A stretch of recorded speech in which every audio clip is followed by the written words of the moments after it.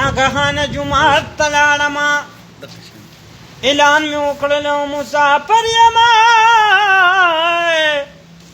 دی مو بخه که چا چرګان پخ کړي راوړئ د مور دامنو د اواز واورئ ناګهانه یو کس ډونګه را په مخه کړې ده ورسره یې د تنور دوه روټۍ غټې غټې ایښي دي زړه مې نیم نیم غټېږي مړ زما په خیال الو قیمه یې پخ کړې ده ګلونو چې کله مې ته سر کولاو کړله په زړه مې د غم قولبې ګډې شولې تشګوپي په اوبو کې خوټ کولی و دا زمونږ د غریبانانو حل دی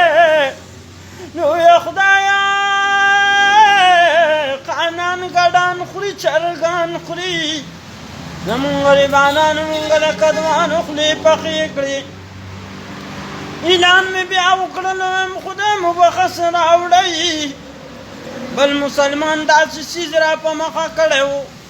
خو د سترو په ډونګه کې سر یې پیښی و ما ته وایي مسافر تاله مې راوړه کنې دا چې زمونږ نه پاتې شي مونږ یې غواګانو ته اچوو ولونه چې ما ته سر کولاو کړلو ټینډې پخ کړې وي یعنې د دې نه دا معلومه شوه چې د غریب سړي په نصیب کې غوښه نه وي دا ټوله مالدارانو خوړله